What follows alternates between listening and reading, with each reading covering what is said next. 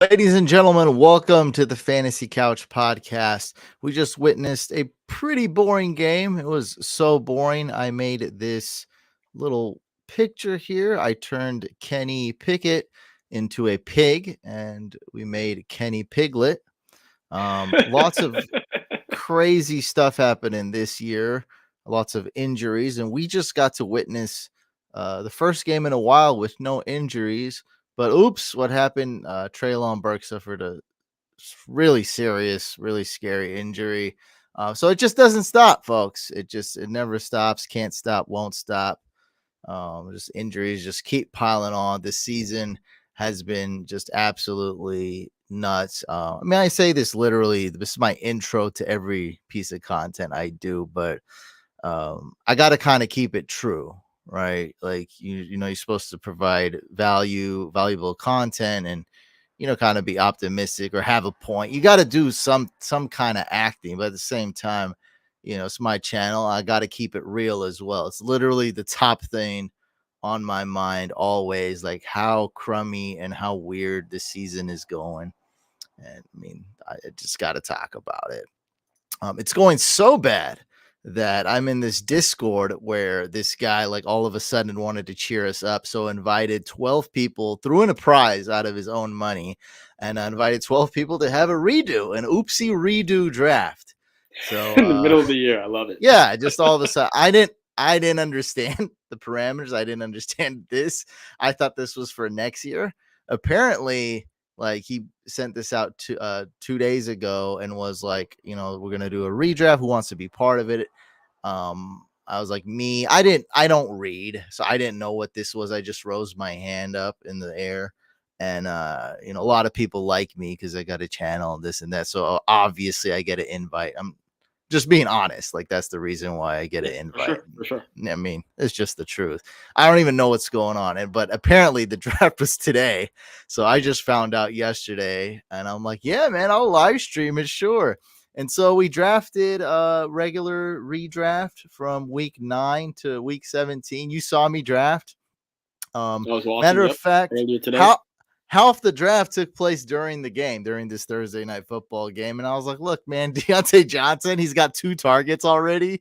So I just drafted him, and Steelers D kept falling. And I was like, hey, they got a good matchup this week too. Like, I'll draft the Steelers D. That's great. Did Steelers already have their bye? I think they did. I am not sure about that. By week 6, yes. There you go. Nice. So Good. that's always a positive when you're doing these kind of drafts. I mean, obviously, I've done about 0 of them my whole career, but I've heard of them. Like, I'm still, like, out of all the people, I'm still the most experienced probably at something like this, because I hear about people procrastinating and just, I get so many comments and messages every day. Like, people have done this, and I've heard about it. And it's kind of like, I kind of wish I went more this direction, even though I did a little bit in some leagues. Like, it's all about, like, stacking these RBs and wide receivers and just how this year's going. Like, I wish I just did the rainbow in every league. And the rainbow strategy, those that don't know, each time you draft a player at the position has a color, right? So rainbow strategy would be essentially taking the best player at each position. So your first pick, you take like the best running back, okay, like CMC. And then the next pick, you take the best wide receiver, let's say like AJ Brown. Then the next pick, you take the best quarterback or tight end, depending who's there, so on and so forth. So you get the best running back, best wide receiver, best quarterback, best tight end. And if you're not in a super deep league, I mean, quality always wins. Like, depth is good. You got to have depth. That's kind of an old saying now, especially this year where everyone's injured. So that's kind of what I did here. I was like, look, I need to walk out of here with at least Laporta or Mark Andrews. Like, I got it. Otherwise, I'm not going to know which tight end to start ever. So, yeah, for sure. No, I feel that for sure. I did that. I mean, you could say Kincaid, but then Dawson Knox will come back too. So it's kind of a double-edged sword. Like, temporary fix.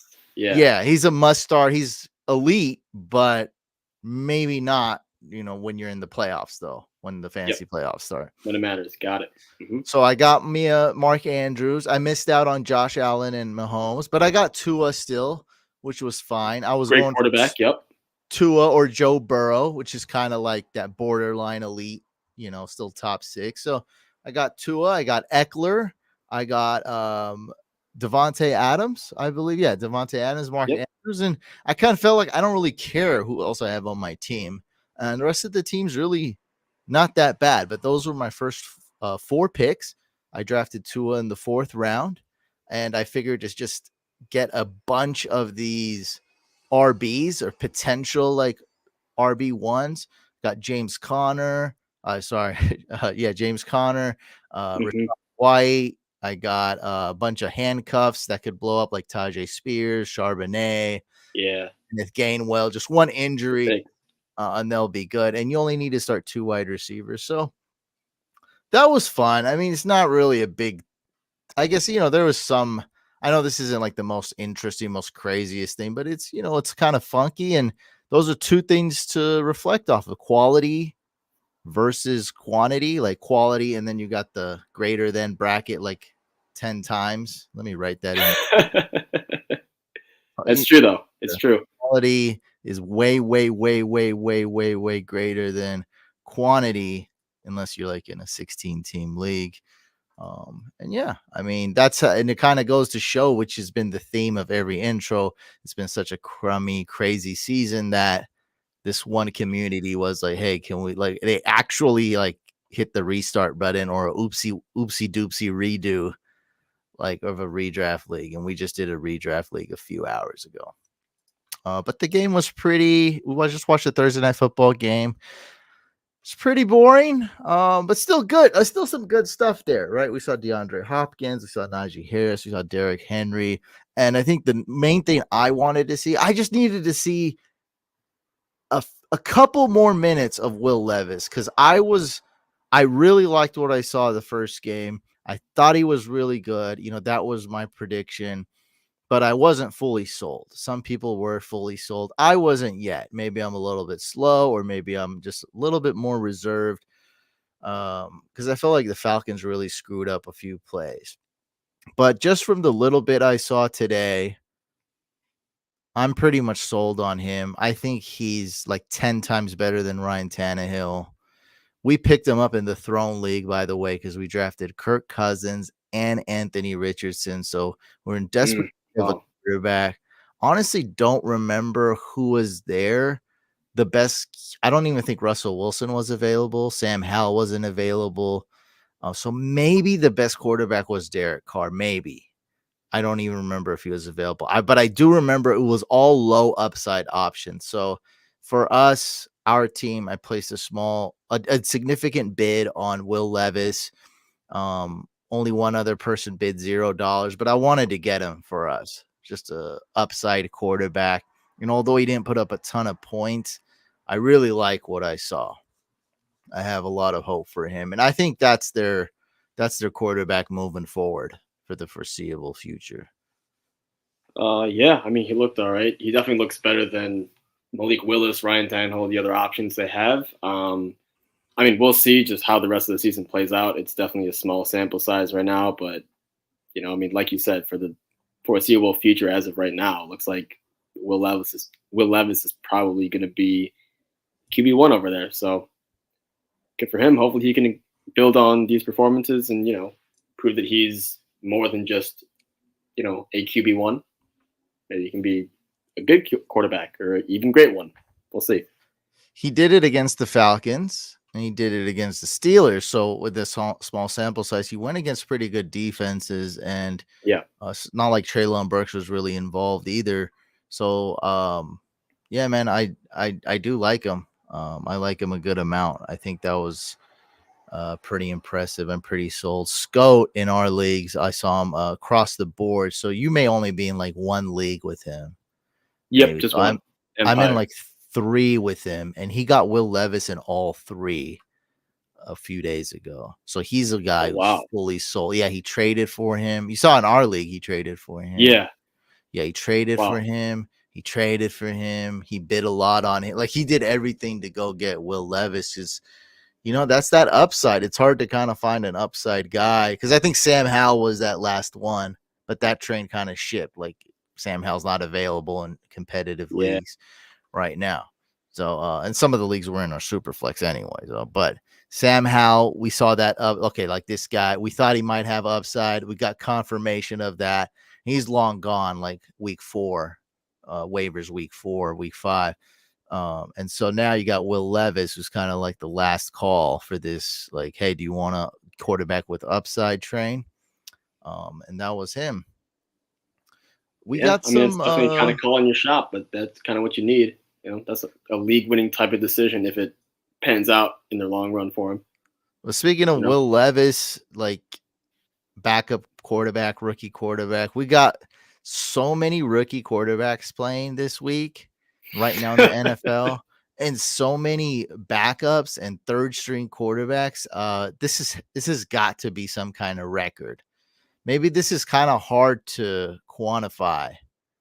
Like exactly. I'm sure you can quantify it. I know a lot of people like to fudge statistics or move them to make them look cool. Like an ESPN stats tweet or something like sure, that. But yeah, I know what you're saying. regardless, it's got to be a record or close to it. Like, look at some of these crappy matchups right now. The week 9 quarterback matchups, guys. We got Daniel Jones going against Aiden O'Connell, Jaron Hall going against Taylor Heineke, Clayton Tune going against PJ Walker, Tyson Badgett going against Derek Carr, and Brett Ripien going against Jordan Love. Like, this is I don't just even know what crazy. team Brett Ripien is on currently. Brett Ripien, the Rams. The Rams. Yeah. Nice. Brett Oh my God. Ripien, however you say it. Ripien. I don't even care. The Rams, It's so they bad. tried to Wow. get John Walford from the Bucks, and then Walford, he said something like, I want to stay here, and the Oh Rams wow. didn't get him. I don't know. It's just the Wow. whole thing's a mess. Yeah, like, and more news is coming out with the Raiders. So have you heard about the fortune cookie story? Yeah, that is quite the story. I don't know if I'm gonna believe that it's true, but that Oh, is I don't believe it at all. crazy. But nobody's come out that has said that it's false. So there's That's always a fair. chance, I That's guess, fair. that There's it's that true. one chance. Oh no, I've went on, dude. I've talked to so many people. I'm like, look, dude, like I mean, I never knew Al Davis. I didn't work with these guys at all closely, but like, I mean, I'm here. I'm in Northern California. I follow the team closely. I have technically worked with the 49ers and Raiders in the past. I know a lot of people that worked directly under Al Davis, not really Mark Davis, but like, I mean, that's to be honest, that doesn't really give me any credibility, but at least I'm close to the situation, and I like I follow these teams closely. Like I got a lot of Raider fans. I'm here. I'm in the middle of it, is what I'm trying to say. So I may follow these organizations closer than most. I guess that would be the only credibility you give me. And I just cannot picture Mark Davis pulling off anything. This man cannot get he can't even pull off a haircut. Nope. He can't even buy a good piece of luggage or a good piece of clothing. Like, It's to all bad. think that, first of all, what's the coach's name? Oh my god. Josh Coach that got McDaniels. fired. Yeah, that's great. Josh, I forgot his name. Josh McDaniels. First of all, to dress up as Mark Davis on a Halloween. First of all, that I don't know anything about that coach, so I can't speak on that. But that sounds ridiculous already. I don't It believe sounds that. hilarious, but yeah, ridiculous. There's no way. After like the most embarrassing loss of your career, or most sad, depressing Yeah, loss of your prime career, like time as well. Like, God. you gotta be just ashamed. Like you can barely walk into that locker room with your head up. Like it's gotta be that bad for him to dress up like Mark Davis, which is that's first of all, that's basically impossible. And then Mark Davis, a man who can't pull off a haircut or buy a piece of fabric or clothing or luggage, like he can't even pull that off. To fandangle a How about that? message inside a fortune cookie and have the coach open it, Coach McDaniels open it, and for it to say you're fired. Um, no way. I mean, that's a That's little bit straight too out of witty. the onion. Yeah. That's satire. Bro, that's like next, like I was obsessive work ethic and I do crazy stuff. I love to pull off like elaborate pranks. I wouldn't do that. And then we're talking about like something of this magnitude. This is serious. This is like someone's Yeah. livelihood. And like, there's no way I'm stuffing something in a fortune cookie. Like, that's just like the weirdest thing. So And my God, every time you phrase it like that, I just can't help but laugh. it's, It's such a I mean, hilarious story. It's he really had to funny. make, and he didn't do it himself. So he had to call somebody to do it, Of course, like yeah, right. he'd be like, hey, Hypothetically, allegedly, right. I know we don't have a lot of time. But the messages in the the dude listening to that phone call is gotta be Oh like, my oh, God. by the way, like you gotta yes sir these guys too, by the way. So Yeah, he right, gives right. them the fortune cookie. See, I know that. Yeah, it was always yes sir Al Davis. So he gives them the orders, and then once you get the orders for mission fortune cookie, you gotta really yes sir this guy. Like, what the heck? There's no way. Anyway, he got Impossible. fired. More news coming out that like Josh McDaniels and the GM tried to get back Derek Carr because they Oh couldn't get boy. Tom Brady. Yeah, so once Josh McDaniels thought for sure Tom Brady was going to come to the Raiders, and then once they found out he wasn't, they tried to get Derek Carr back. I can't believe any of this news, but I mean, at least that one sounds like it could happen. But just what a mess! What a mess for the Raiders. When Aiden O'Connell Yeah, played, Devontae Adams got a ton of targets. I want to say like 11, I but do remember that. That was that one let's game he went absolutely nuts. no, he didn't do. I don't think he did well. No? He just got a ton of targets. Was that week Hmm. 7? Could have been. I don't know. Week 7? It's got to be week 7, 12 targets. No, or was it no, week 4? Was that week 4? 13 targets? Yeah, either way, you're right though. He didn't really just go insane. But He got the targets good though. So targets, that's yeah. Targets were there. yeah, it was week 4 against the Chargers. There we go. Week 4 against the Chargers. Okay. 39 pass attempts. It was a sloppy game for Aiden O'Connell, but I saw some potential in him though. 13 targets for Adams, 8 catches. So um, we like to see a lot of targets, I think, moving forward for Devontae Adams. And I just drafted him too in that Yeah, there that you go. oopsie doopsie He got the redraft bulk of league. the pass attempts last time at least. So let's see what he can do again. Yeah. Good Well, player. that's really all I got to talk about. I got our leagues up just for reference. So, just really quick, the whole Discord, about 10, 11, 12 of us got together and did a $500 Dynasty League. Our startup draft was this season. We just did it a few months ago. So, big money league, best ball, super flex, tight end premium. We just did that. And also, me and you with the same exact settings, we did one. The startup was, I think, like 3 years ago. That Hmm. was when Devontae Smith was a rookie, whenever that was, I think 3 years ago. Yep. Um, so that's the same exact settings, except that's a $250 league. So I got both of those teams up right here if we need reference, but I'm very excited for the dynasty segment you got prepared for us. Every time you hop on, you got your dynasty segment. And so I'm just going to give it to you. So it's going to be a little bit different from how we normally have done it, at least in the past couple of weeks. Usually I'm kind of going over college and prospects and whatever. But today, for a couple different reasons, I wanted to kind of take a step back and talk about roster construction. All right. First reason why I want to do that is because now we are in, what is this? Was this week 9 today that we started? Yeah, Steelers week Titans? 9. Week 9 is kicked off. Yes. Week 9 is kicked off. So 8 games are in the books. If you're in a dynasty league by now, you know if you're in it to win it, competing, contending, or if you got to rebuild, right? Now, if you were, you know, going into the season tanking, then your team sucks and you know what your fate is. Good for you. And then if your team is in a good spot to win, best of luck for the rest of the season. Hope you win your league.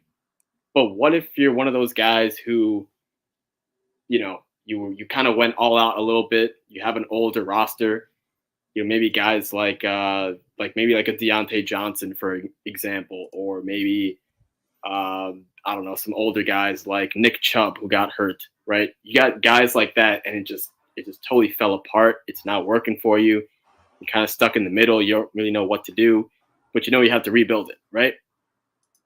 Well, I have a great example that came to fruition, kind of like the culmination last night.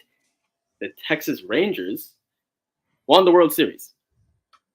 So congratulations to them. It was very unexpected, but they were able to do it. And the very impressive thing about it was, Couch, 2 years ago, they lost 100 games in their season. Losing 100 games in a baseball season, that's basically the equivalent of what I just said. Like, your team sucks in fantasy football. It's not good. You got to rebuild it, but there's not a ton of assets to rebuild with because, you lost 100 games. You know what I mean? So it's kind of like that. And the more interesting thing is, there was an article that came out today on ESPN.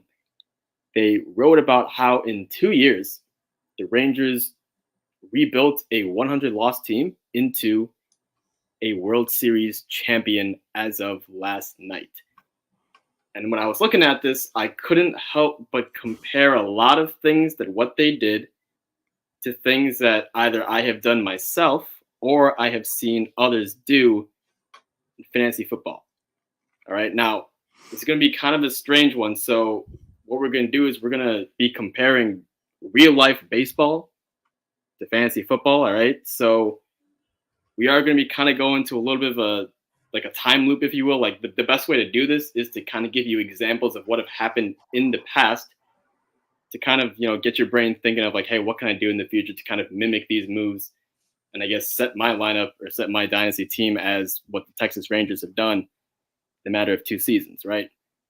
So with that being said, let's just go right into it. It's a 4-step process, in my opinion, and we're going to break this down one by one, right? So step 1 here is basically saying, all right, I gotta shed my veteran players, the older guys on my team who are just not going to help me win, who still have some value because they're good, but they're older. It's not going to work for me and my team and the timeline that I'm going for.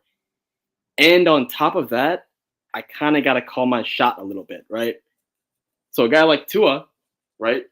Today it's very obvious. He's great. He's putting up a lot of fantasy points and a good offense. Obviously the one knock on him would be, the concussion. He's 1 concussion away and whatever. But because he's on such a high, highly high prolific offense, that's kind of all. I don't want to say it's faded away completely because he's not like the quarterback 1 in all of Dynasty, but he's valued very, very highly now because of how high powered that offense is. A couple of years back, that's not the case. People were saying Tua might be a bust. Tua's not good, et cetera, et cetera. That was me. I actually basically completely shed it. Yeah, I completely changed my mind on him. I was very scared of him. A lot of us have. Yeah, I think a lot of us very scared. Yeah. Now I just drafted him a few hours ago in a redraft. There you go, right? Full circle there, right? Yeah. So picture this, for example, right?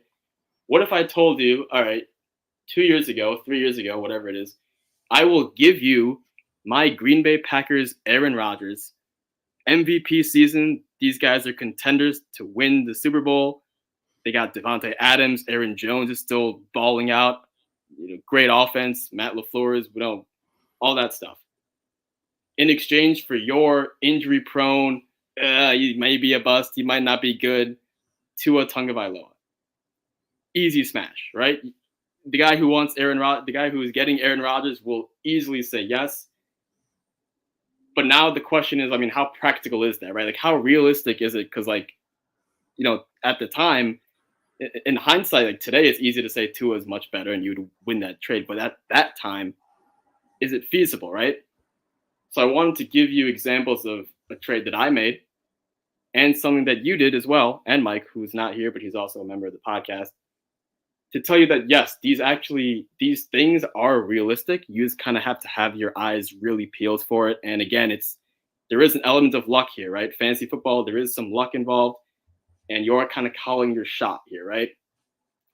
So what I did in one of my leagues, right after Travis Etienne got his Liz Frank injury, I believed in the talent so much. I was calling my shot on Travis Etienne so much that I said, you know what? Let me buy him now on that discount. Everyone's panicking. No one's ever seen him in the NFL, so they don't know how good or how bad he could be. And the only thing that they do know is that, oh, this Urban Meyer, it's a totally dysfunctional Jaguars team. He's out for the season with a Liz Frank injury. He's a round one RB, which is like, round one, that's a reach, that's not good, all that type of stuff. And then people were also saying Najee Harris is better than Etienne. So I'm thinking I'm using all of that to my advantage. And I acquired Travis Etienne for very cheap, maybe like a week or so after that season ending Liz Frank injury. Okay. You're lucky Urban Meyer was that bad though, because if he was just like Sure. Ron Rivera bad, he could still I mean, sure, be but the coach. that's part of it, man. Luck is part of the Yeah. game, right? Oh no, of That's course. I'm the just point I'm of this just being part of it. funny. That I'm point. just being Yeah. funny that you got lucky that Urban Meyer was literally like the worst coach ever. In NFL history, To yeah, where crazy, right? the owner was trying to keep him but had to fire him mid-season because he was like unhinged. He was out of control, dude. Yeah. He's like a rebellious teenager, like getting arrested every day, getting expelled. Like he was really that nuts to where the owner had no choice but to fire him the next day. If he was not as bad, if he was just like below average, I mean, he could still be the coach till this day, and that would kind of screw the whole team and ETN. But luckily he got out of there super fast. Yeah, for sure, for sure. Um, I mean that's one. Yeah, that's one thing I did not think about how badly Urban Meyer affected that team. But hey, glad I have him, and obviously, he's, in my opinion, he's one of those guys I definitely called my shot on, and it worked. A guy you called your shot on, and Mike as well, would be Jalen Hurts. Now, I wasn't just that a few bullish years on him, back, just to be honest. This was all Mike. this is Me, all Mike. Okay, yeah. I mean, I did it, but I'm not gonna boast. It's Mike. Mike was like, I think he'll be good, and he made yeah. some bold moves. He made some I mean, really he bold said great, moves. great. Yeah, he Yeah, made not even bold good, move like great. he did. Me, I was just like, oh god, this draft is so hard, and Jalen Hurts is falling. Like I'm gonna draft it. I was like, it's too much Okay, fair value, enough, fair enough. and I need a quarterback. Now what Mike did was Dak Prescott was on the board, and it Yeah. was like the dumbest move ever. He didn't draft Dak, and he drafted Jalen Hurts. And like we talked to like 20 people, and they all said like that was way too bold. That was way too crazy. Like don't ever do that. And that ended up really working out though. Yeah, and this is kind of what I want to say here. Well, like that worked out, and if you look at the left side of this graphic here, um, at the time when the Texas Rangers they have Lance Lynn versus Dane Dunning. I mean, Dane Dunning's not. It's kind of like the Aaron Rodgers versus Tua thing that I gave you, right? It's. I mean, sure, one of them a little younger, but talent wise, Lance Lynn is just way better. As far as the Jonah Heim, Elvis Andrews thing, that's really just shedding an older player, getting a prospect like Travis Etienne, getting a younger guy. But Jalen Hurts is really a really good comparison to one of the star players and one of the most impactful players for the Rangers on their run, which was Adolis Garcia. Now, Couch, in baseball, you can trade cash to another team in exchange for a player. And that's really the equivalent of saying that this guy is like an absolute throw in, like he's a nothing guy. And that's kind of what Jalen Hurts was for a little bit. Like, again, super flex leagues, yes, like you were saying, need a quarterback. So, yes, the position is going to have, you know, some value just on its own. But Jalen Hurts, the actual quarterback, very much disrespected. Everyone was saying Dak Prescott over. Everyone was saying a lot of quarterbacks over him. And he has basically become pretty much as impactful as Adolis Garcia was for the Rangers. So that's the types of moves in your step one that it takes. It takes shedding those veterans, calling your shot. And again, another thing that I want to mention is that, while the Rangers do have 3 guys that they did this for, a baseball team, a baseball roster is much larger than your fantasy football team, right? So you don't have to find Tua and Travis Etienne and Jalen Hurts. You can just find like 1 or 2 of these guys.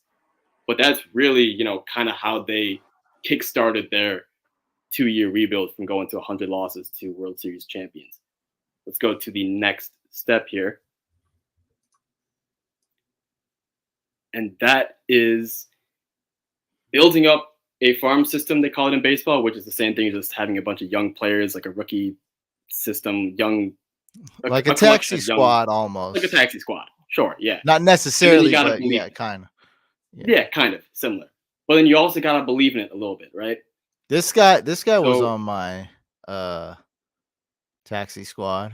oh yeah, for Ramondre sure, for Stevenson. sure. Now Let's start there. I made a dumb one though. I drafted this other running back from the Cowboys when I Like, could have drafted Pollard. So I could have had all these guys probably. ooh, But ooh. at least I got 1 out of 3. Yeah, I forgot. I don't even remember his name. It was some bum.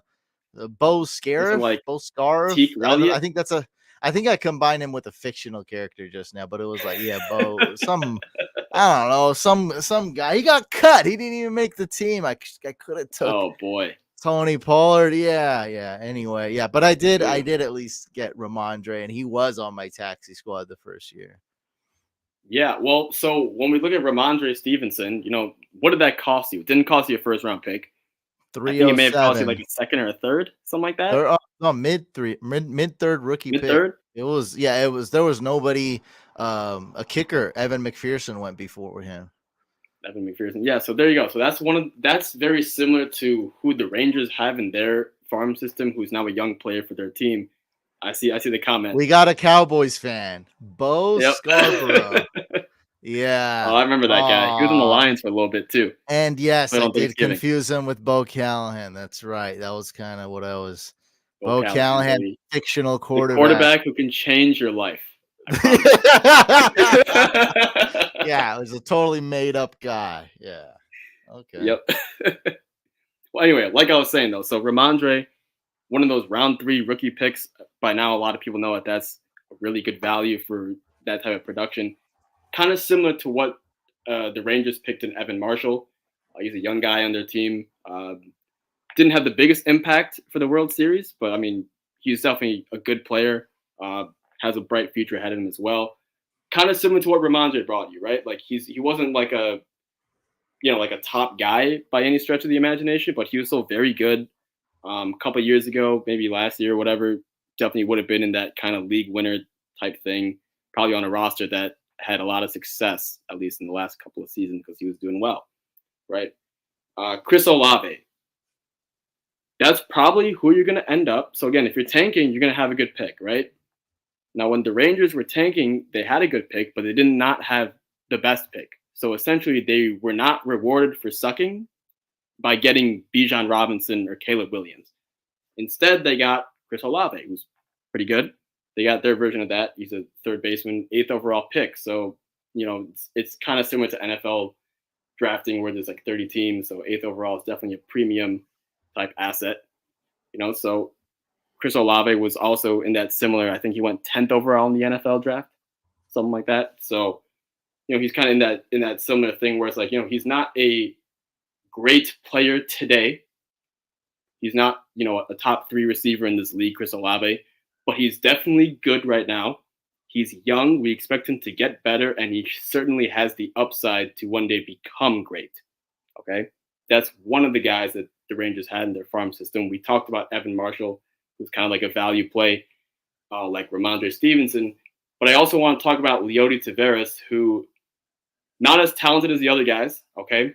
But this is a guy who the Rangers had for a long time, and he finally kind of figured it out and made an impact for them in the playoffs. And that's similar to Tony Pollard. I'm not talking about the guys who drafted Tony Pollard in a startup once he was the guy, or who traded for him on their dynasty rosters once Zeke was no good. I'm talking to those guys who had Tony Pollard on their rosters as the handcuff. And those are the same guys who, they would see Zeke still getting more carries and more fantasy points, but they would watch the games and be like, hold on, Tony Pollard seems like he has more juice. So they held on to Tony Pollard, they held on to him, and then finally he paid dividends. That's kind of what the Rangers got with Leody Taveras. And that kind of summarizes step 2, where it's like, they built up their farm system with young players, but they also, held on to some of those guys that they really believed in. similar to how Tony Pollard would be a guy that you would hold on to, and then one day maybe he could flourish. And just a note on me missing out on Tony Pollard, and I've made this mistake. If you guys ever see a running back that looks like Christian McCaffrey, super fast, juking everybody, can return. Alvin Kamara, amazing receiver, juking everybody, can return. Tony Pollard, super athletic, super fast, can return. Don't hesitate to take him. I see a trend. If you see the talent, yeah, if you Yep. see a dope talent, because somebody told me that Bo Scarborough is gonna be like Zeke's backup, I was like, all right, like he would take over, like if anything happened to Zeke, because he's more of the power back, where Tony Yeah. Pollard was more of a like a scat back type of, not never be a workhorse type of guy. That's why I took it. And I think Tony Pollard ended up going undrafted in our rookie draft, or he was the very last pick of the entire draft. Like that's how much he fell. Like, yeah, don't Yeah. Wow. don't ever sleep on those guys, especially because when I'm talking about these guys, the NFL was different. Like there was actual workhorses, and now that there's no workhorses, the top guys that are scoring points are all like were at once feared to be scat backs. Yeah. Eckler, CMC, Kamara, Pollard. Like these are the best guys now. Like Derrick Henry's the kind of like the last like big power back. Yeah. You kind of put Saquon in there as well. But like these are the guys taking over the league. So now it's almost like a positive instead of a negative. And also we play PPR, and you know what? Like Mhm. real life Yeah, I football mean, plays PPR day near because they really value receivers that can catch. So yeah. the game's changed. Like catch for sure. Once you've done that, okay, so now you've identified a couple guys that you got enough value. You got lucky, if you want to call it that, with Jalen Hurts or ETN or Tua, and then you've kind of built up a little bit of a farm system, right? All right, now it's time to really start thinking and start to get going here. And this is where most dynasty players get lost. I love that comment. Agent kind of players, absolutely. This guy reminds me that I'm not always a big dummy. Me and you really high on A Chain. Oh yeah. Here we go. That was risky. That was a really risky one. Still have though. my A chain hat right here. Oh, bro, that was so. I took A Chain over Charbonnet. I was like, I couldn't even. I couldn't even control my body. It was just too. It was too much. I could see the hater Love comments as that I was decision. doing it. Oh, Yeah, that's a me decision all day. it was tough. I had to like use my other hand to click. Like it was such a tough. Like I was like, how can I not draft Charbonnet? But I was like, I gotta go with my guy. Like the upside is too much. And one huge thing was the landing spot too. Let's face it. Oh yeah, He had to be in perfect that type of spot. I mean, offense. perfect. Yeah. Yeah. And it's the landing spot's even better than we thought because that speed is Yeah. actually putting up touchdowns. Like it's looking great there in Oh Miami. yeah, looking absolutely great. So here's the thing that managers struggle with, right? And I'm guilty of this too. And Couch, I think you may have become guilty about this a little bit, not too much, but just a little bit in the Empire League. Is that sometimes we're starting to build our team. We got young players. We got that good value pick, Jalen Hurts or whatever, and then we still hold on to these picks, and we still try to build it young and build it young and build it young, and that's great.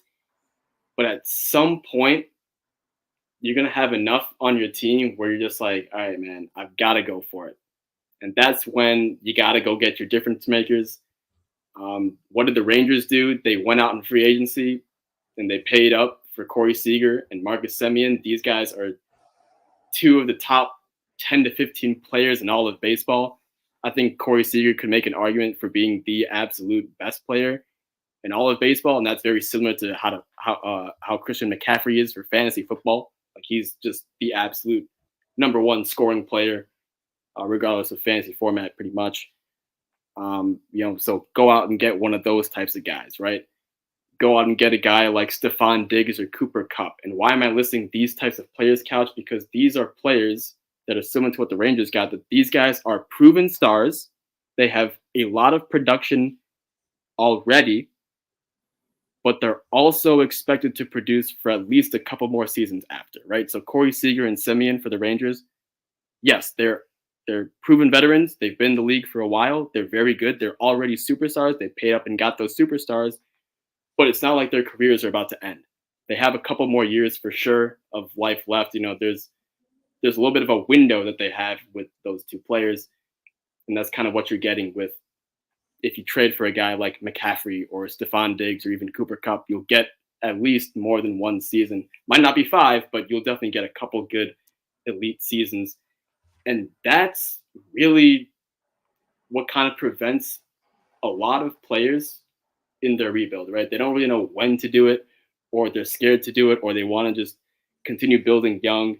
So at some point, you're going to have to figure out and say, like, all right, I have enough, quote unquote, homegrown players that I picked with my own draft picks that are good. Now it's time that I got to start getting some proven playmakers that I know for a fact can win me my league this season, right? So that's the one step that you have to do. And Couch, if you remember in the very beginning of this podcast, I told you that the Texas Rangers spent 2 years going from 100 losses to a World Series championship last night. This up to step 3 is what they did in year 1. They did step 1, 2, and 3 in one off season, and it didn't really work out, but it was really close. It didn't work, but it was really close, and that's when they went on to step 4, which the one thing that roster was missing, and any baseball fan would tell you this, they had the hitting. The batting order, the lineup, the hitting was really good, but the pitching was just not it. So what did they do? They attacked pitching and free agency. They signed 3 guys who were really impactful, including Nate Eovaldi, who was, honestly, he could have been the MVP. Corey Seager ended up being the MVP, but could have been Nate Eovaldi easily. He was really good in the playoffs. And that's kind of the equivalent of getting guys like a Derrick Henry if you need a running back. Let's say you have all of your, you have like a Jamar Chase that you picked in your draft. You have like a Garrett Wilson or like a Chris Olave. You have like a bunch of guys like that, and now you just need like that running back. Okay, go get a guy like Derrick Henry, who, again, he's older, so he's not going to cost you a ton. Maybe instead you need a receiver. You have your running backs like Breece Hall and ETN. Go get a guy like Keenan Allen, DeAndre Hopkins, Tyler Lockett. For quarterbacks, super flex, maybe guys like Sam Howell or even who is the guy that the Vikings just traded for? He's been doing well in the Cardinals. Josh Dobbs. Josh Dobbs. Those are guys that you can just like low cost, but they'll kind of just fill your needs that you need on the roster right now. And that's basically what the Rangers did, right? So like these guys, Eovaldi and Andrew Heaney, whatever, they didn't cost a ton, but they were definitely very valuable because, the reason why they did not cost a ton is because they were older, but they still, are producing at a high level for this season. So they got them, filled their needs, and congratulations to the Rangers because those 4 steps led to a World Series championship for their franchise, and I believe it's the first time the Texas Rangers have ever won. So congratulations to them. I know there's a lot of ways to skin a cat in Dynasty. This is not the way I would do it. I would probably just, how I roll by now. I strip down for picks and then I build it up from there. But hey, there's many different ways to skin a cat. This is how the Texas Rangers did it for their team. And like I said, they won the World Series last night. Congratulations to them. Hats off on an incredible 2023 season. That's what I got for you. Hopefully you can use this if you're interested. Kind of follow the Rangers blueprint, if you will, to build up your own team. Yeah, it's very interesting. I mean, I don't really have nothing to add. This is just awesome. It's just yeah, people like to pick my brain, but my brain works in strange ways. So, this happened last night. I had a completely different segment planned for today, actually, and I just said, you know what? This idea came to my mind. Let me just kind of pivot here. Let me go rogue a little bit and see how this works. Yeah, I got no like witty jokes to like make fun of you about this. Like it's very realistic. Like, it's, I mean, actually I see it, because you're not like go get all three. Like that's silly. Like No, go get a couple of these guys. You're gonna have Tua, to get lucky. Etienne, and Hurts. Yeah, I mean, but you're saying it's realistic, and you gave examples like we've got one of them. That's Yeah, what you just at least get one. Try to get one of these guys, one of these cornerstone guys that are underrated and young. And then go get some guy in the draft. So if we can just do yeah, one of each, that might be enough. exactly. Right. Baseball Uh, roster is a lot more players than a fancy football team. But I mean, get as many as you can. If you get two of each, shoot, it's even better, right? yeah, I'm not gonna say no, but get as many of these as you can. It's one way that, at least in real life baseball, has proven to win. And it sounds like it could work in fantasy football, right? yeah. I mean, the process is sound at least. So Lot says it's a great idea. Get It Done says, yeah, I like it. I just want to be honest with you. I got you on here right now. I mean, we're in some big money dynasty leagues. This is yeah, the $500 league. I think this one's pretty straightforward. We're going win now. We're complete. No, sorry. This is the that's a 250 this one. is the I saw Mingo. $500 league. Yeah, we're going. I get them mixed up all the time. We're going win now. This is straightforward. There's really nothing to discuss in here. We just picked up Daniel Bellinger. I think that's an Yep, awesome noted pickup. Waller. Darren Waller's hamstring injury. He even himself. I mean, I've said it before. I've been preaching this. I mean, it's all thanks to Fantasy Docs on Instagram, but I've been preaching this for weeks and weeks. Like, trade away Darren Waller. Once he got hurt, he could miss multiple weeks.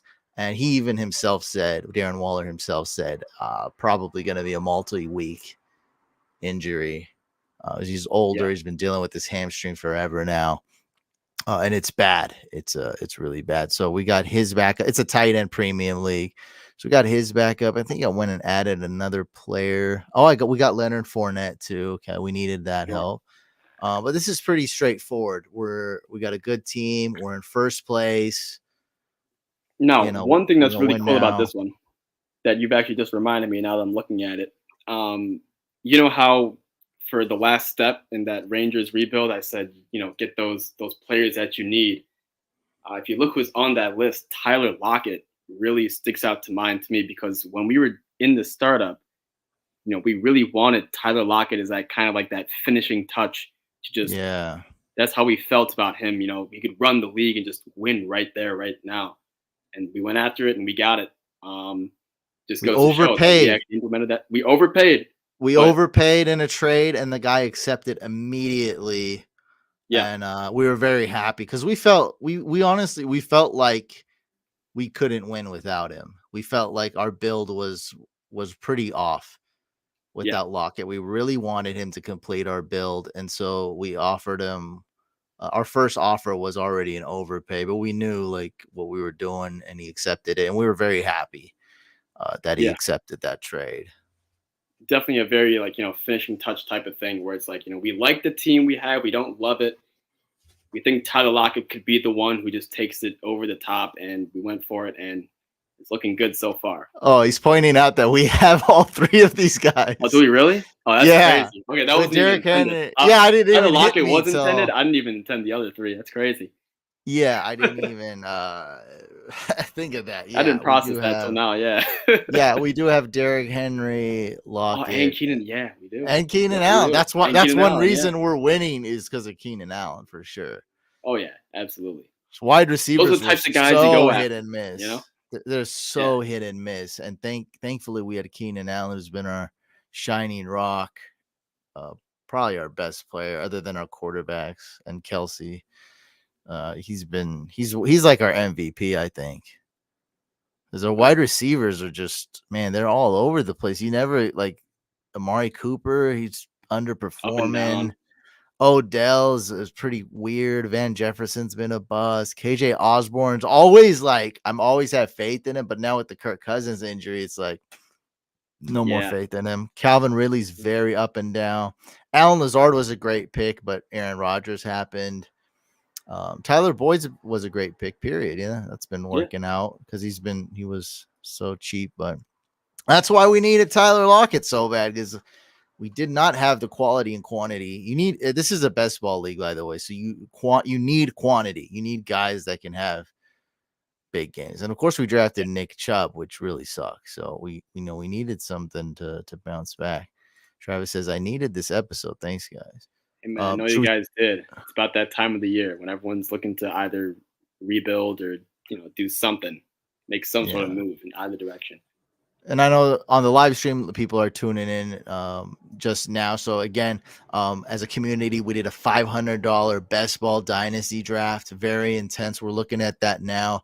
But if you don't have anything else to add, Sushane, I want to move on to the other one me and you did together, Let's the do it. $250 dynasty league, which, I wanted to ask you because it's not like the most extreme rare thing, but I don't know if I've ever seen it, or if I have, it's been very rare. Have you ever seen a team that's like, we weren't tanking, but like it was so bad we thought we'd finish like we had no shot, and now we're in second place all of a sudden? Like, what are the odds of that happening? Because that's what happened. We finished what's fourth to last? What place is that? Is that eighth? We finished eighth Yeah, we place. finished in 8th place. It's one of those Finished. rosters where it's like you're stuck in the middle. At least to us, it seemed like we're stuck Yeah, in the middle.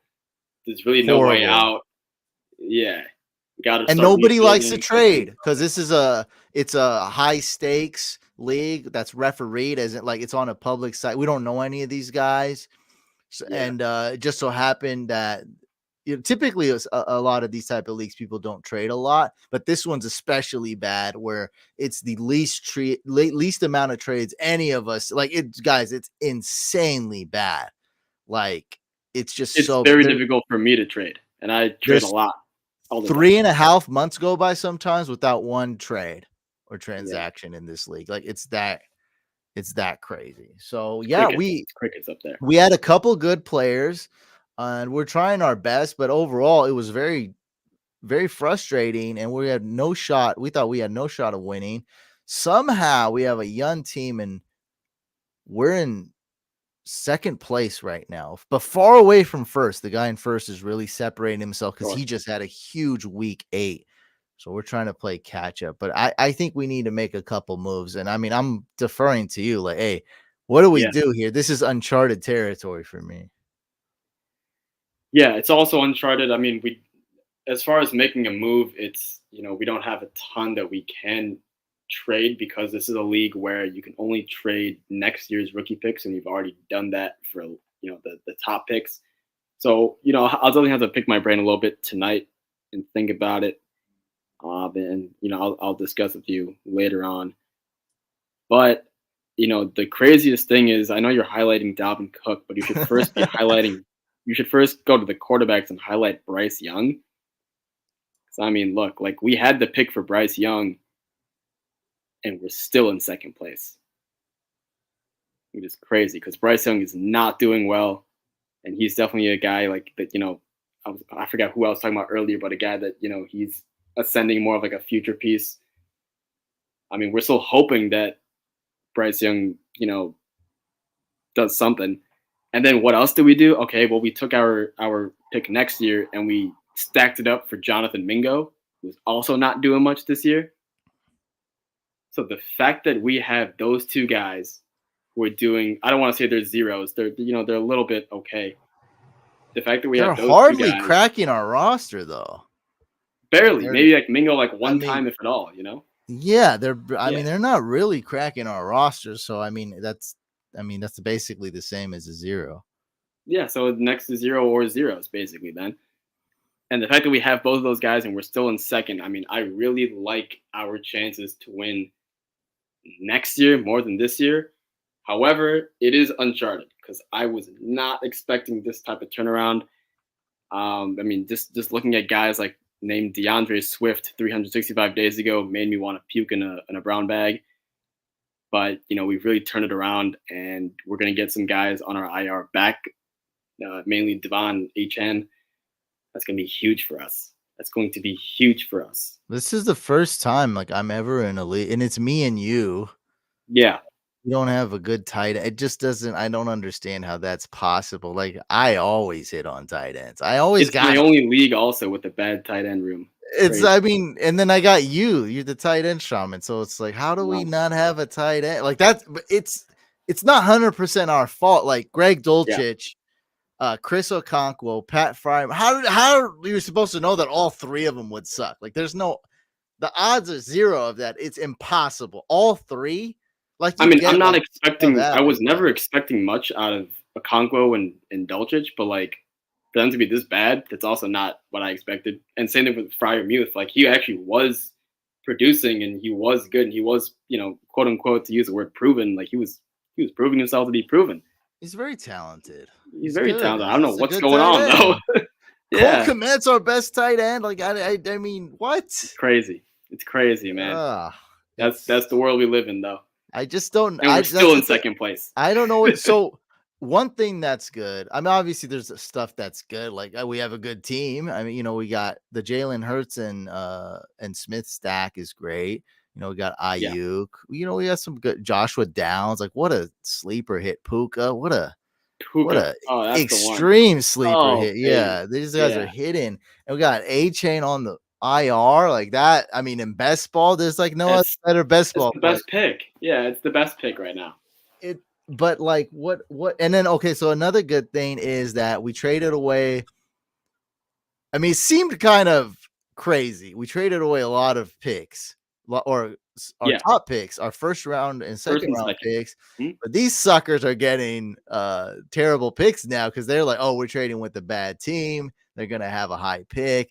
Now these suckers have these low picks, and they're like, Yeah. oh man. So that's a good thing. Like we got rid of these picks that suck because they're gonna get like the second Now, to last the pick or first round something. pick, I think in hindsight, maybe we'll look back at it and say it's an even trade or something that like Oh, we it could have could done still either be a or. bad trade, but I mean, like, it would be way worse if it was a Bro. top 3 pick. Imagine Oh, that for sure. that's For sure. that's the That would have been golden yeah. pick. That would just been Yeah, yeah. that would We could yeah, never say that in the which history. is Yeah. what the guy trading with us thought it was gonna be a top 3, maybe top Yeah. 6 even, and be like, Yeah. "Okay, that's great." But nah, dude, you're probably not even getting a top 9 pick now because our Now, team's so the good. Pacheco trade though. We traded our late second straight up for Pacheco. Oh Nice. man. Oh baby.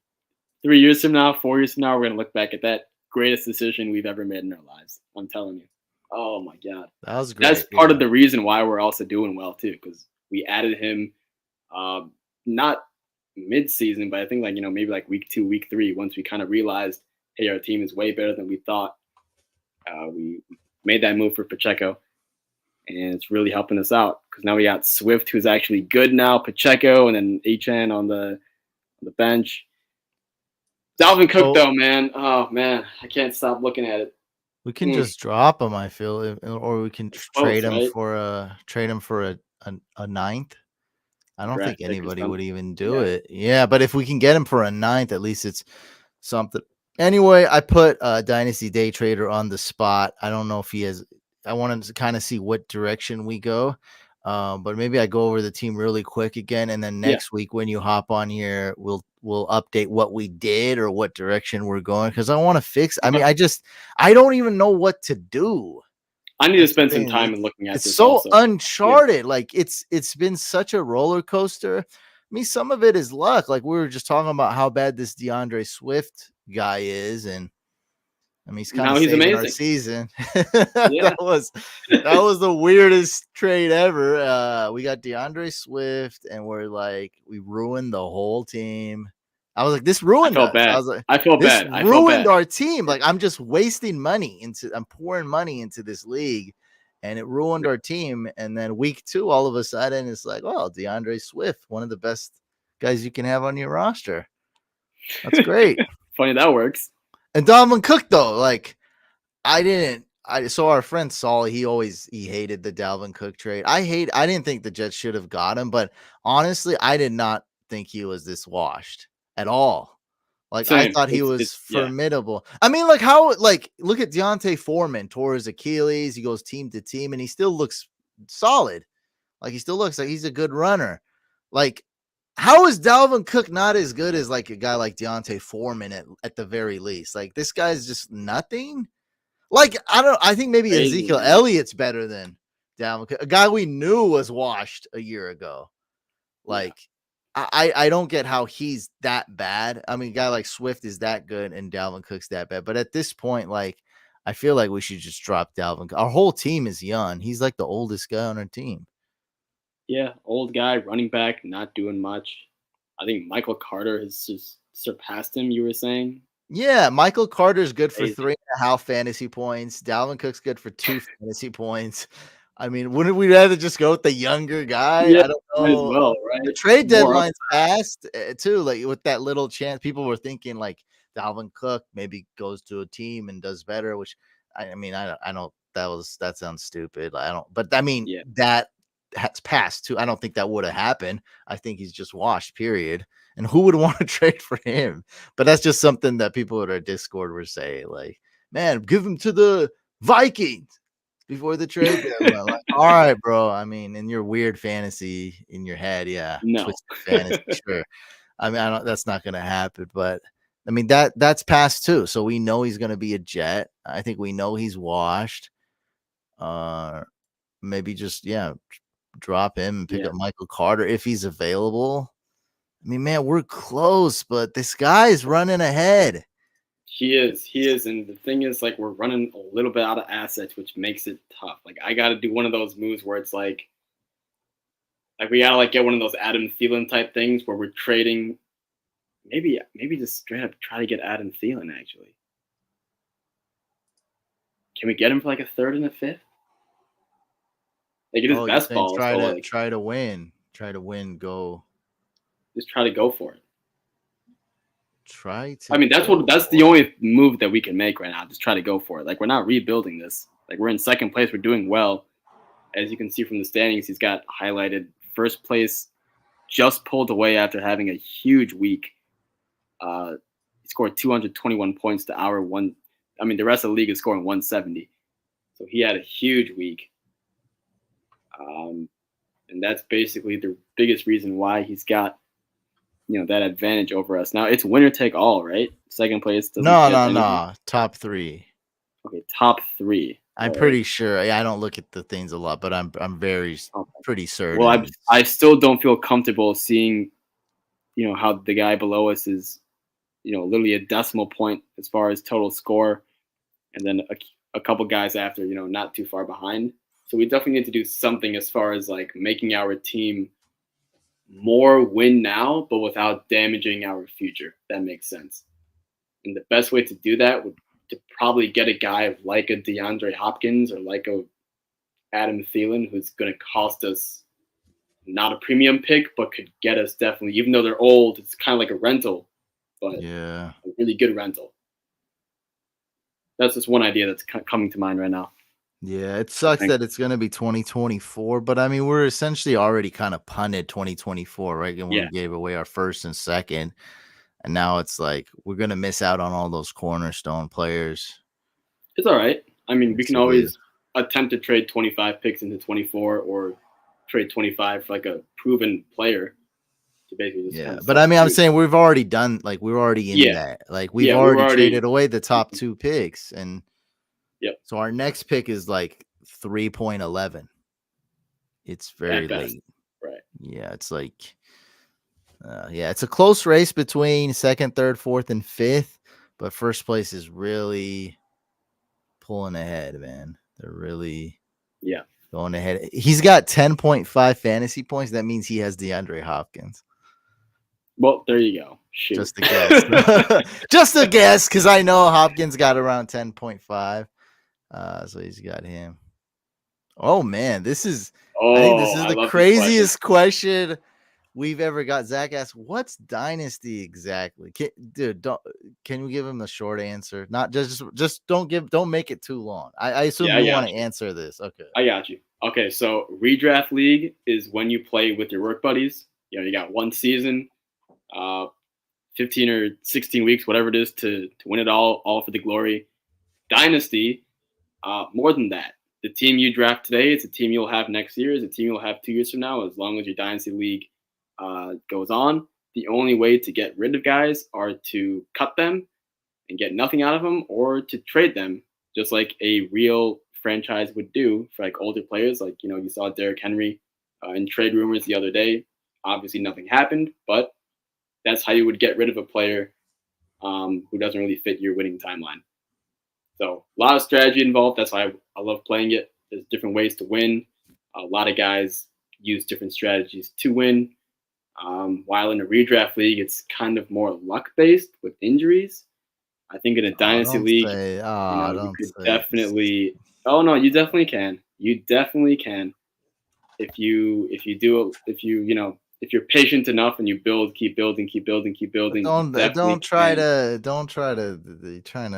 you're trying to like minimize redraft as like it's all Oh, luck. I'm not. I'm not. I'm just Like, saying it's how it dynasty is sounded it's like. redraft I mean, times five. That's what it there's a is. lot more. Way more There's a lot complicated. more. It's a lot more. Yeah, it's a lot more nuances and strategies. Yeah. It's a lot more. But now the way you said that though, it just makes it I seem like, think well, there's more that's skill in dynasty than in redraft. Absolutely. Luck plays a bigger factor in redraft than dynasty. But that we can talk about that. That's a different argument altogether. I wouldn't. Yeah, I wouldn't necessarily say that it's just because of that. It's more luck. It's just more redraft is more simple. It's Sure. almost like it's more automated. That's all. Like if one way to put it, like it's easier. In dynasty, you got to get more hands on. You got to put in more Hmm. hours. Yep, for sure. I mean, you got just even like the relationship part, like in redraft, you could tell someone to go F themselves and don't worry about it. But in Dynasty, you can't even say that because you're gonna be trading with that guy 10 years from now. You know what I mean? You can't even piss somebody off.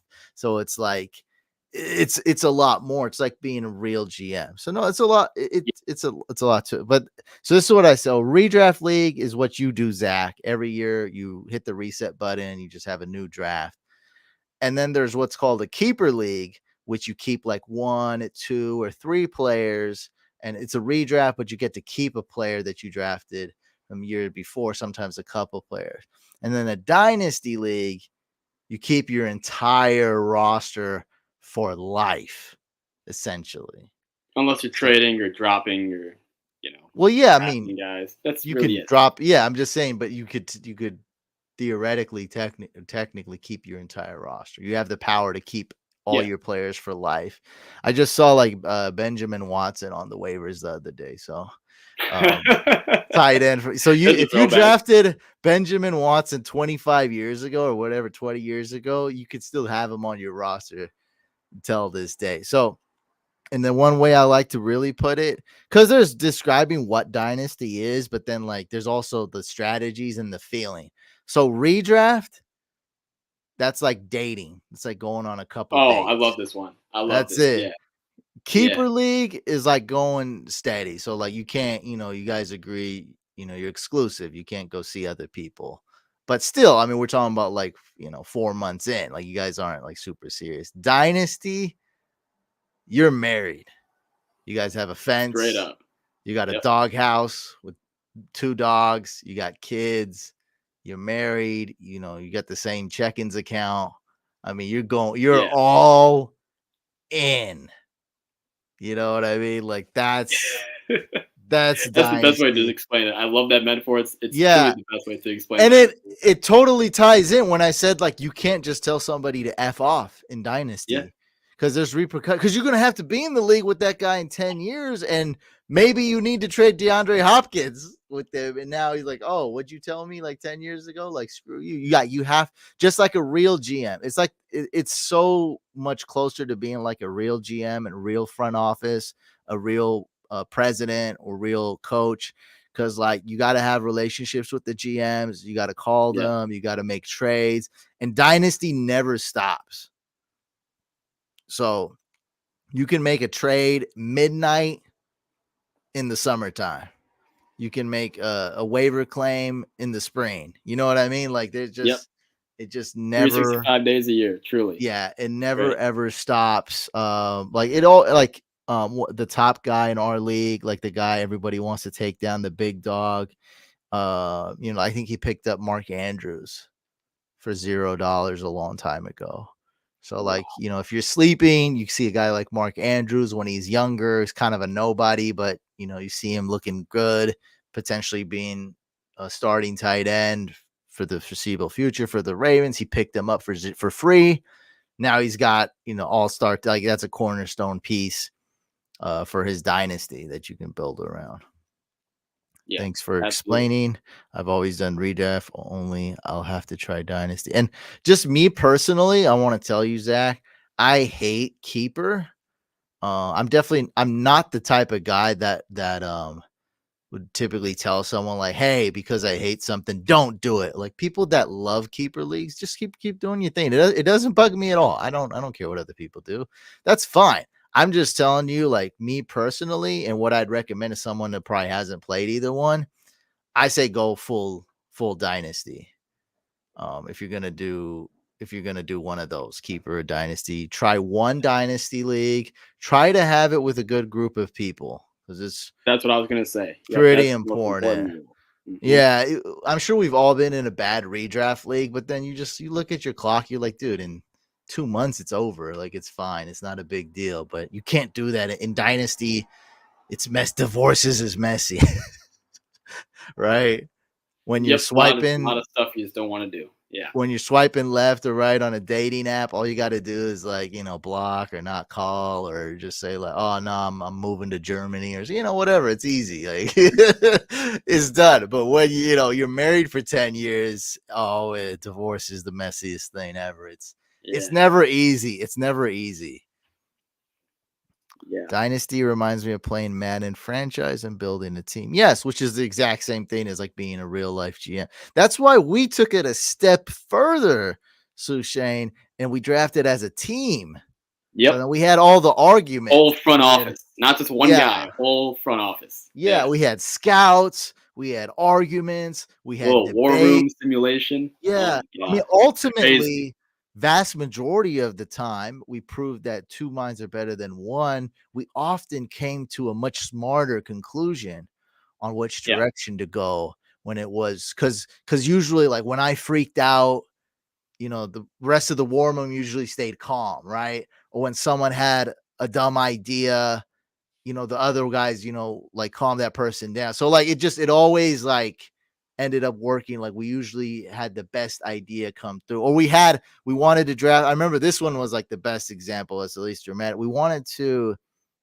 wasn't it? We wanted to take Calvin Ridley, right? We needed Calvin Ridley. We didn't have a wide receiver, but this rumbling started to take Derrick Henry and snipe the guy ahead of us. I do remember that. Yep. Although we didn't need Derrick Henry, we knew that we'd miss out on Derrick Henry.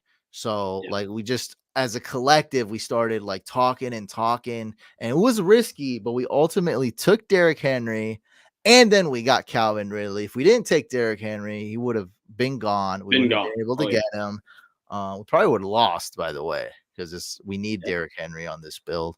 So yeah, man, it was pretty intense. So we always take it a step further. But we're there. How we feeling about Puka this weekend? Not good without Stafford, because Stafford is an OG. He's really good, and I don't think he's going to play this week. I think Stafford will be back after 1 week's of absence. How valuable are second round dynasty picks this year for 2024? Okay. We'll give a more detailed answer soon in a couple weeks, but for now, I'll say. How are they Don't. perceived? I think that's a So good I would say part. they're perceived just like kind of like a typical second round pick. Nothing too crazy. Like not overly good, not overly bad. Um, I wouldn't go crazy buying them. If you find a team who's like pretty bad, gonna have like a top six, top half pick in that second round. Those are probably the ones that I would feel comfortable going for, I guess. Again, I would not be going too crazy, right? So, for example, I know, like, let's say you have a guy like Alvin Kamara who's old. I know that the strategy would call for you to trade that Alvin Kamara, that old asset with a running back, away and restart rebuilding. I would not recommend doing that for a second round pick, though, because I think you're just giving up the better type of player. I do think Couch, what you have pulled up right now, is probably a better idea. Take your Alvin Kamara and try to go after a guy try to call your shot a little bit. Now, I don't really have a good example for you because we're talking about running backs, and yeah, it's a messy position there. But I mean that's an idea, right? So take one of those types of guys, and instead of going for that second round pick for now, at least, maybe try to call your shot, get a player who's already on an NFL team, who's already been doing some stuff, but maybe isn't. I don't know. Maybe you see something on tape, you see something when you watch him live that kind of pops out, jumps out to you that most dynasty players don't see. This is a good question though. He asks, how much better are second round picks next year compared to 2025? And that is a big difference, huge difference, significant difference. I would trade my 2025 second and third for a 24 second today. Any random pick, doesn't matter if it's late, doesn't matter. I mean, if it's mid or early, that's great, right? But even if I have an early 2025 second rounder, I would still try to trade that for a 24 pick, or whatever player I can get out of that, just because it's a really, really thin 2025 as far as how many players can make an impact on your fantasy football team, like a real impact. Not like they can be in your starting roster like 3 or 4 times in a year. I mean, like a legitimate cornerstone that you guys can build around. Not a ton of those guys in 2025. So when you're looking at a second round pick, even if it's the first overall pick in the second round, that's still 12 guys taken already. Is the 13th player in 2025 that good? No, not really. Not compared to like the 20th player in 2024. So 2024 is a deeper class in that regard. But it's really just more of how alarmingly thin 2025 is. So I would say there's a huge difference to answer your question. Huge difference. Big difference. Yeah, I just saw Scout trade like a 2025 something first, I think, for Will Levis. Something like Yeah, I saw that. That was in the Empire League. it was? Okay. It was. I don't agree with that one, but I mean, again, we talked about it earlier. He's kind of calling the shot a little bit, so I can definitely respect it. Yeah, Right it looked like a bad trade, yeah, but I just wanted to point out the part that he made sure it was a 2025. That's all. Yeah. Which is fine. Like if that pick, if he feels his team is going to be good to great in that year, that's going to be a late pick, then yeah. I mean, and if Levis is a big reason why he's good to great, then yeah, of course it's a fine trade on his end. Obviously, if Will Levis sucks and then his pick that he gave up ends up being early, that's going to blow up in his face because, yeah, while 2025 is thin, it doesn't mean there's 0 players available. We'll talk about it, soon as well, maybe 3 to 4 weeks or something like that. But there's definitely some guys that if you're for sure going to tank and you know that you have a very early 2025 pick incoming, I would not trade that away because you are going to get someone good because you're kind of guaranteeing that you're going to be really bad and you're going to get a good high pick for someone good.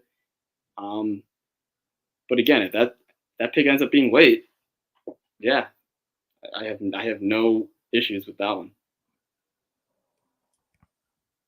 Yeah, my point was just that, yeah, I don't like the trade. I think it's a bad trade for him, but my point was that he just made sure I could tell him it was a 2025 and not another year. So yeah, I mean, he's definitely right that that's the down year. Yeah.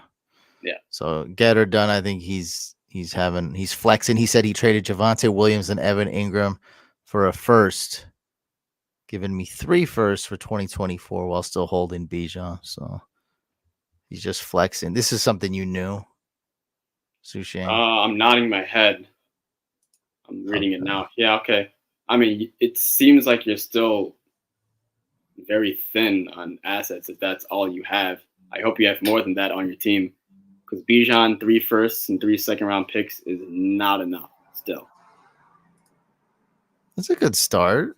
It's a good start, yeah. It's a lot of corners. It's not enough. It's not enough. It's like maybe like 40% there, if anything.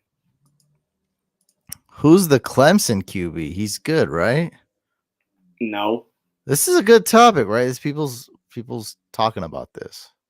People are talking about like Clemson quarterback. Who? Yeah, Cade Klubnik? They are? I think so. What's his? That's That's his his name. name. Yeah, Cade Klubnik, no, unless people like are he saying, got "Hey, is benched this?" to someone. I don't know. I don't think so. Oh no. Do we have that? We What's don't have his? that. Who are you talking about? Who are you talking about? Clemson What? quarterback. His name is Cade Klubnik. He's a current Cade starter. Klubnik. I guess maybe. Actually, no one. Hold on. No one's talking about this guy. That's what I'm saying. Why is this a conversation? The Clemson quarterback is not good. This guy. That's the one. I have. No, I want a confirmation from Lots, who's asking the question. Yeah, no one's talking about this guy. I got him mixed up. No, all good. At least I haven't heard anything. So he's in that 2025 quarterback class, which I mean that's a topic of discussion in its own right. We don't really have a guy. We talked about Shadur Sanders, Deion Sanders' son, and we talked about he's kind of like a wild card ish type prospect. Um, Definitely needs more time, to develop, and I need more time. A lot of as well as a lot of other evaluators to get a better look at him.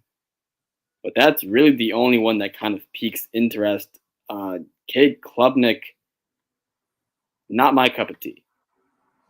He's gonna get Um, drafted in rookie drafts though, but not he close to the might top. he might not even get drafted, bro, in the He NFL. might not. Oh, Shot. he might not get drafted in the Yeah, NFL. that's what I'm saying. Like, dude, the Yeah, 2025 class is like one of those Kenny Pickett type things, right? Where it's like you've got like maybe one guy who's like, maybe not the first overall pick, but maybe not the 20th, like Kenny Pickett, maybe somewhere in between that.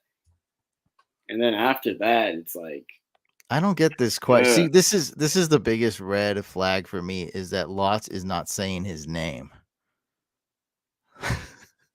He's like Yeah, doing. he's just saying he. He's commenting about like. I mean, that doesn't sound like a guy I want to draft, dude.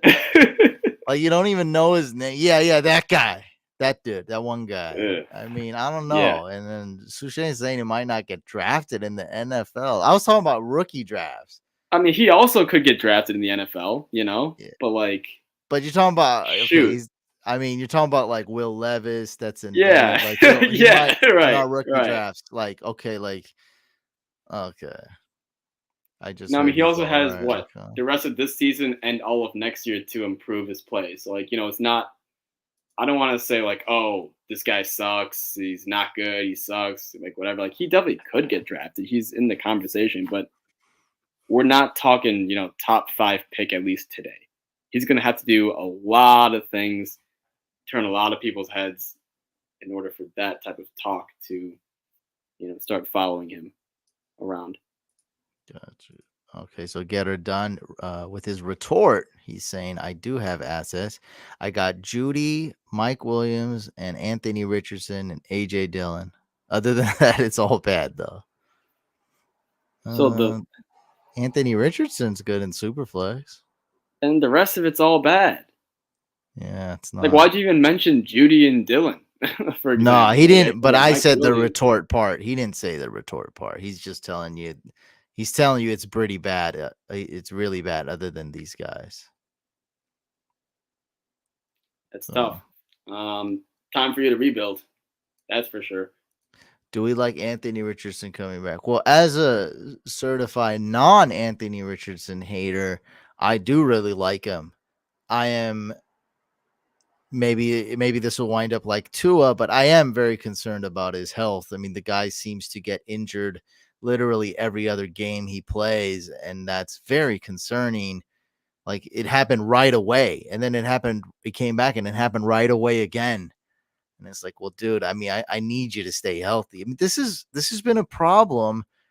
This is something that a lot of coaches talk about constantly with their quarterbacks. Once they start seeing like, hey, this guy's going to be the franchise, this is a topic that's probably discussed amongst his coaches like almost daily. Yeah, I mean, I know that Tua and his coaches and the training staff talked about this a lot, and he started gaining muscle. He started lifting the weights. I'm sure they discussed like how to get the ball out faster. Like this is a topic. Um, I know I don't. RG3 is extremely more complicated Yeah, because that's a different. although I love Mike Shanahan, I love Kyle Shanahan. There's really no other way to put it. And like people, they always take this the wrong way. I don't think being a jerk and an a-hole in every sense is like the worst thing in the world. It's like when you call someone a jerk, like they basically think you're saying like that's the worst thing in the world. I mean, sometimes you got to be a jerk, right? You can't just be the nice guy all the time. Yeah, Mike sure. Shanahan is an a-hole. He just is. And I'm not saying that in a bad way. I mean, he's the guy who put out Terrell Davis when he was blinded by a migraine. They won. They won a Super Bowl. You got it. I mean, that was probably the right play. He's also the guy where RG3 tore his ACL and everyone knew something was off and he put him back in the game. I'm not saying like I wouldn't do that or I'm better than Mike Shanahan. I'm just telling you facts. I mean, you're putting blind people out there in a game. You're putting a guy without a knee back in the game. I mean, that's the definition of being an a-hole, not taking And care of that's you. a franchise. Yeah, I mean, that's it. But in this case, it backfired tremendously, ruined RG3's career. Mike Shanahan just like basically was like, I mean, he can't even coach anymore. Like it was just all bad. And the mental aspect with RG3 was like a really crazy one. And also mixed with RG3's mentals too. Not really saying like RG3 was mentals were bad, but he may have been a little bit too carefree, a little bit too cocky. I remember he wanted to come back so bad and he kept making jokes and he was kind of taking shots at the coaching staff. Like, I'm ready to play in the preseason. I'm ready to play. Put me in, put me in. The very next year, he just had to come back. And when he did come back, it was awful. He rushed him back. And that seemed like more his fault because I don't know what else to go off of. So just all that. And I think a guy like AR could easily learn from RG3 and not do these things, not rush back. And I think I don't think he will make the same mistakes because we're talking about a guy who took Anthony Richardson, by the way, took himself out of the game himself for concussion symptoms. That sounds like the opposite of what RG3 did, going to the yeah, presser and calling out his coaches and saying, "Don't coddle me, put me in, put me in." Like, dude, maybe you're a mobile quarterback just coming off an ACL, a big one, and he tore it in the playoffs. I remember that game. I was watching it with Tyreek Evans and his brother in Buffalo that's Wild crazy. Wings. And his No way. brother pointed out to me because he knows this stuff way better. He's like, man, something's not right with RG3. And I was like, bro, I don't care, dog. I was like, Shanahan's putting him back in. He's like, bro, something's not right. He's not gonna play. And I was like, because he's like, he knew the athlete, and like I knew the Yeah, coach. I'm like, this guy's going back. I'm like, it's the playoffs. He's going back in. And I was like, look, I told you. And then but he's the one who really told me because RG3 really, I mean, the dude tore his ACL. yeah, Should not have crazy. came back in the game. I mean, I don't know if that did any more damage, but I can only guess it Had did. to, man. I mean, come on, that's crazy. It just ruined his career. I felt like Yeah, that ruined going back in a playoff game with the torn ACL ruined his career. Like, sad but true. that was his Yeah, second ACL, I think, because he tore his ACL in college, and then yeah, that was it. So I mean, you asked the question, so I want to give it. Not everything is we like. I love it personally too. I love to compare stuff. I always, I love pro comps. The shoe Shane doesn't give a pro comp. I say give a pro comp because that's how my brain works. I love it. I love comparing yeah, it. I for say like, sure. okay, this guy's like Wes Welker. Okay, this guy's like AJ Brown. Like I love it. Makes more sense. But these two things are very different because I know we got two rookie quarterbacks that got Yeah, hurt that are that the rushing quarterbacks. Like I get that, but I think it's totally different. And just on top of that, even if AR was a different type of guy mentally, at least RG3 for AR say RG3's happened before. So it's almost got no choice but to learn from it. Like we've seen, these type of things before. So he's just got to protect himself better. I don't know if he can do that with this play style, man. I'm terrified. I was terrified about Tua and I was wrong. I'm not worried about him anymore, yeah. and that's literally the only thing I'm worried about. This guy's a fantasy point machine. Yeah, I mean that's opened my eyes too. The rushing upside is just supreme. Which I mean, I'm not shocked to say that because I mean we knew that the measurables and everything and the combine and all that stuff. But I mean, yeah, Bro, this he could be one of also those things though. passes.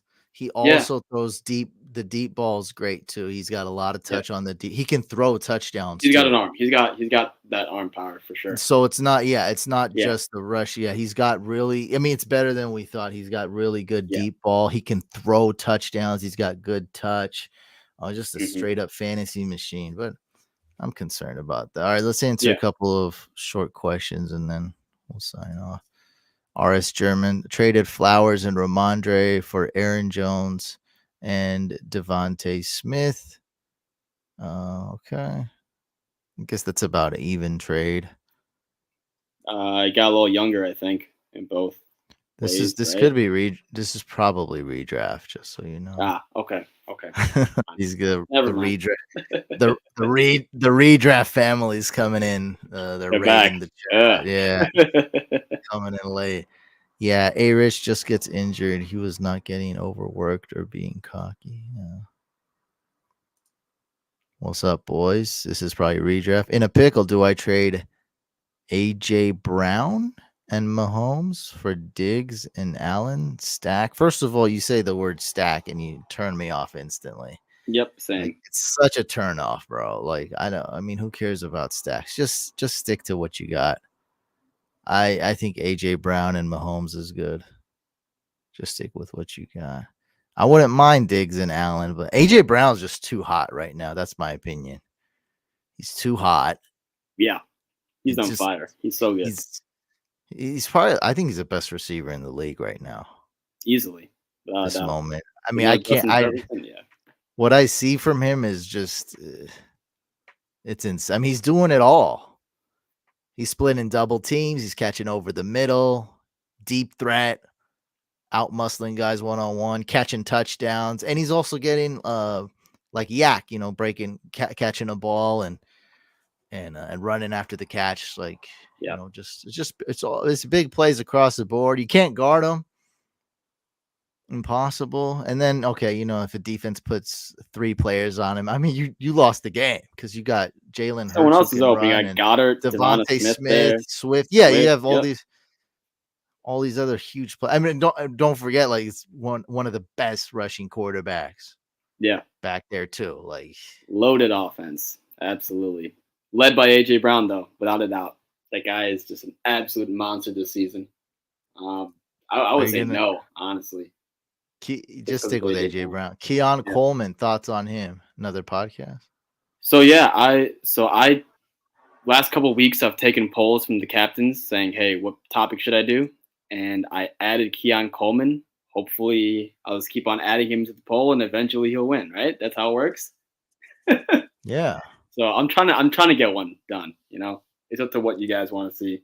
Obviously, today was a little bit different because the Texas Rangers did win the World Series last night, and this idea kind of just formulated out of thin air, so All to right, this speak. guy asked the question. I'm not gonna ask this exact. We're gonna end it on this, and I'm Okay. not gonna say nothing. This is gonna be you. Who Okay. is your favorite player in the 2024 draft? Favorite player? Okay, there's a couple that come to mind, but You I'm have to gonna pick go. one to end the I'm, podcast. You got to pick one. I'll pick one. Your favorite right now. Yeah. My favorite right now, Kansas running back, Devin Neal. Is he going to be a first round talent or like a uber productive guy? No. But if you're looking for one of those Devon A chain types who are kind of underrated, who look really good, on the field as a football player, I don't know, man. I like this Devin Neal. Oh, baby, let's go. This I is didn't him even right know here. this. This is news to me. Oh, Yeah. 100% that's him. Absolutely. Yeah. This is a year ago. This is a year ago? Yeah. Okay. I thought Exactly that a was year like ago. recent. November Okay. 7th, 2022. I was just trying to find like a good picture. Yeah. Yeah. It's a good headline too. That's him though. I just want to make sure we Yeah, got the that's right him. guy. That's him. Yeah. Yep. From 1 year ago, November 7th, 2022, Devin Neal earns a Big 12 Offensive Player of the Week. Okay. Yeah. Now, just want to reiterate. You said favorite. You didn't say best or who do I think is No, going to yeah, win. no, I said You favorite. said Yeah, I didn't want you to say like Caleb Williams or Marvin yeah, Harrison. that's The none. favorite for me. This is what I wanted to see. Yeah. Yep. There you go. You All got right. it. There you go. You heard it here first. Maybe this is your favorite player moving forward and it'll stick with it. Maybe it'll change. The only way you guys will know is to keep tuning in to the Fantasy Couch podcast. We got the video, the live stream on YouTube, and also the audio format on Spotify, Stitcher, Apple, Google. All right, guys, we're going to sign off. Thanks for tuning in. Peace out and good luck this week.